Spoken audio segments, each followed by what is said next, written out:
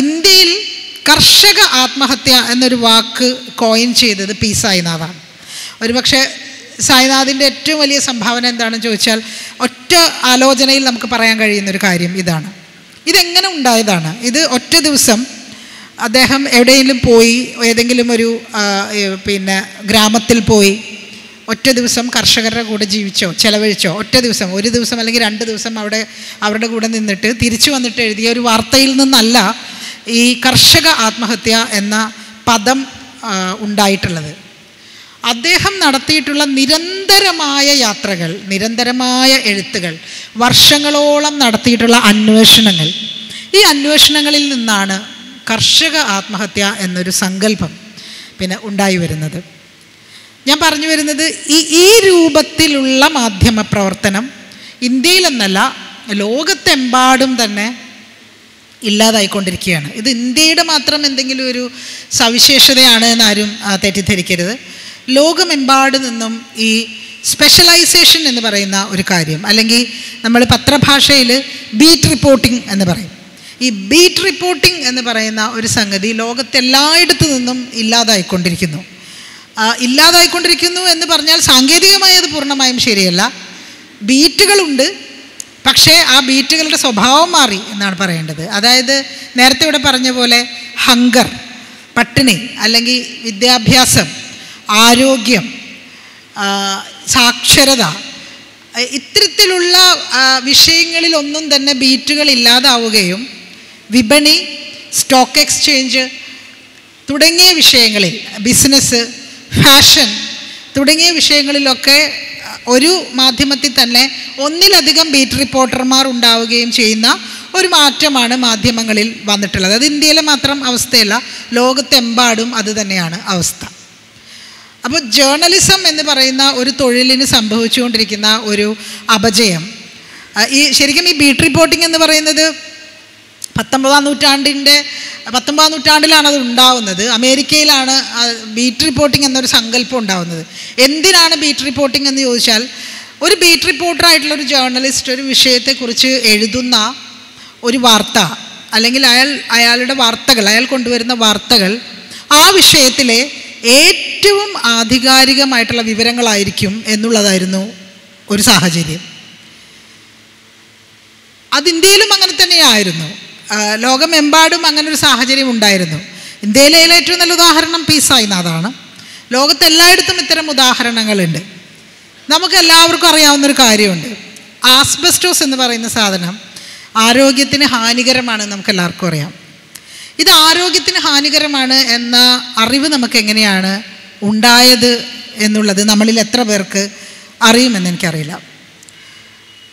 ആ അറിവ് നമുക്ക് പകർന്നു തന്നത് ഒരു ബീറ്റ് റിപ്പോർട്ടറായിട്ടുള്ള ഒരു ജേർണലിസ്റ്റാണ്. അദ്ദേഹം കഴിഞ്ഞയാഴ്ച അന്തരിച്ചു, 92ാമത്തെ വയസ്സിൽ അന്തരിച്ചു. പോൾ ബ്രോദർ എന്നാണ് അദ്ദേഹത്തിൻ്റെ പേര്. അദ്ദേഹം അമേരിക്കക്കാരനായിട്ടുള്ള ഒരു സയൻസ് ജേർണലിസ്റ്റാണ്. സയൻസാണ് അദ്ദേഹത്തിൻ്റെ ബീറ്റ്.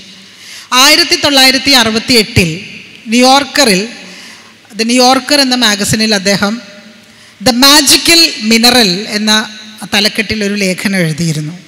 അതായിരുന്നു ആസ്ബസ്റ്റോസിനെ കുറിച്ച് അദ്ദേഹം എഴുതിയ ആദ്യത്തെ ലേഖനം. ആസ്ബസ്റ്റോസ് ഏതൊക്കെ രൂപത്തിൽ ഭൂമിയിൽ ആസ്ബസ്റ്റോസ് കണ്ടൻറ്റ് ഉണ്ട് എന്നും അതെത്രത്തോളം ആരോഗ്യത്തിന് ഹാനികരമാണ് എന്നുള്ള അദ്ദേഹത്തിൻ്റെ നിരന്തരമായ അന്വേഷണങ്ങൾ.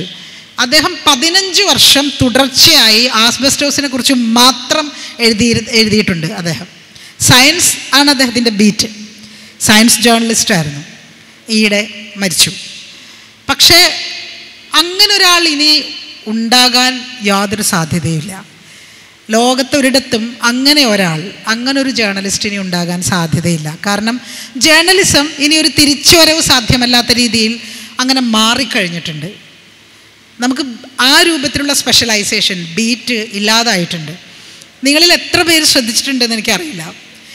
വാജ്പേയി പ്രധാനമന്ത്രിയായിരുന്ന കാലത്ത് തന്നെ ഇന്ത്യയിലെ പല പ്രമുഖ മാധ്യമങ്ങളും എടുത്തു കളഞ്ഞ ഒരു ബീറ്റുണ്ട്. എന്ന് പറഞ്ഞാൽ മോഡിയൊക്കെ വരുന്നതിന് മുൻപ് ഇടതുപക്ഷം എന്ന ബീറ്റാണ്. ഡൽഹിയിൽ ലെഫ്റ്റ് ബീറ്റ്, പ്രത്യേകിച്ച് CPM ബീറ്റ് നോക്കിയിരുന്ന ജേർണലിസ്റ്റുകളോട് മറ്റ് ബീറ്റുകളിലേക്ക് മാറാൻ പല പ്രമുഖ മാധ്യമങ്ങളും ആവശ്യപ്പെടുകയും ഈ ലെഫ്റ്റ് ബീറ്റ് എന്ന് പറയുന്നത് ഇല്ലാതാവുകയും ചെയ്തിട്ടുണ്ട്. നമ്മളൊന്നും ശ്രദ്ധിക്കാതെ കടന്നു പോയിട്ടുള്ള വളരെ സൈലൻ്റ് ആയിട്ടുള്ളൊരു മാറ്റമാണ് അത്. എന്താണ് ഈ ലെഫ്റ്റ് ബീറ്റിൻ്റെ പ്രത്യേകത? ഏതൊരു ബീറ്റിൻ്റെയും പ്രത്യേകത പോലെ തന്നെ ഞാൻ കുറച്ച് കാലം ഡൽഹിയിൽ മാധ്യമപ്രവർത്തനം നടത്തിയിരുന്ന ആളാണ്. അപ്പോൾ നമുക്കറിയാം, ഇപ്പോൾ ലെഫ്റ്റ് ബീറ്റ് എന്ന് പറയുമ്പോൾ ഈ ലെഫ്റ്റ് ബീറ്റ് നോക്കുന്ന ഒരു റിപ്പോർട്ടർ രാവിലെ AKG ഭവനിൽ വരും, അവിടെ ഇരിക്കും. അല്ലെങ്കിൽ ഇപ്പോൾ അജോയ് ഭവനിൽ CPIയുടെ ആസ്ഥാനമായിട്ടുള്ള അജോയ് ഭവനിൽ പോയിട്ട് അവിടെ ഇരിക്കും.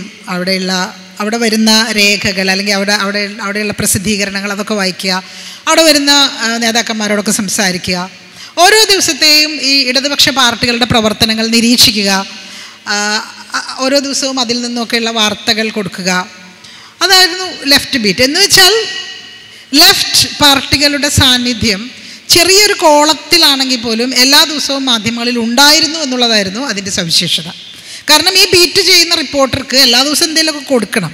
അപ്പോൾ ചെറിയ വാർത്തയാണെങ്കിൽ പോലും, അതായത് ഇപ്പോൾ ഇന്ന് പിന്നെ ഡൽഹിയുടെ ഏതെങ്കിലും ഒരു കോർണറിൽ CPIM അല്ലെങ്കിൽ CPI എന്തെങ്കിലും ഒരു ചെറിയ പരിപാടി നടത്തിയാൽ അതുപോലും വാർത്തയാകും. കാരണം ആ ബീറ്റ് റിപ്പോർട്ടർക്ക് വാർത്ത വേണം. ഈ ബീറ്റ് വളരെ സൈലൻ്റായി ദേശീയ മാധ്യമങ്ങളിൽ നിന്നും അപ്രത്യക്ഷമായിട്ടുണ്ട്. ഇത് പക്ഷെ നമ്മളുടെ ശ്രദ്ധയിൽ അങ്ങനെ വന്നിട്ടില്ല. പിന്നീട് നമ്മൾ കണ്ട ഒരു കാര്യം എന്ന് പറയുന്നത് വളരെ ഓർഗനൈസ്ഡായ എന്ന് തന്നെ പറയാവുന്ന തരത്തിൽ ഈ ഇടതുപക്ഷത്തിൻ്റെ ഒരു റെപ്രസെൻറ്റേഷൻ ദേശീയ മാധ്യമങ്ങളിൽ നിന്നും ഏതാണ്ട് പൂർണ്ണമായും തന്നെ തുടച്ചു നീക്കുന്ന തരത്തിലുള്ള ഒരു മാറ്റമാണ് പിന്നീട് ഉണ്ടായിട്ടുള്ളത്. ഇപ്പോൾ കർഷക സമരം നടക്കുമ്പോൾ തന്നെ നമുക്കറിയാം, കർഷക സമരം നടന്നിരുന്നപ്പോൾ കർഷക സമരം ആദ്യഘട്ടങ്ങളിലൊക്കെ വലിയ തോതിൽ മാധ്യമങ്ങൾ വാർത്ത കൊടുത്തിട്ടുണ്ട്. പക്ഷെ അപ്പോഴും ഈ കർഷക സമരം സംഘടിപ്പിച്ചതും അതിൻ്റെ മുൻകൈ, അതിൻ്റെ നേതൃനിരയിൽ നിൽക്കുന്നത് ഇടതുപക്ഷമാണ് എന്ന് പറയാൻ വലിയ മടിയായിരുന്നു ദേശീയ മാധ്യമങ്ങൾക്ക്. ഒരു ഘട്ടം കഴിഞ്ഞപ്പോൾ കർഷക സമരം വാർത്ത തന്നെ അല്ലാതായി മാറിയ ഒരു സാഹചര്യത്തിലേക്കും കാര്യങ്ങൾ മാറി. പക്ഷേ ആ വാർത്ത കൊടുത്തുകൊണ്ടിരുന്നിരുന്ന ഒരു ഘട്ടത്തിൽ പോലും വളരെ ബോധപൂർവം സൃഷ്ടിച്ചിട്ടുള്ള ഒരു അദൃശ്യത എന്ന് പറയുന്ന ഒരു സംഗതിയുണ്ട്.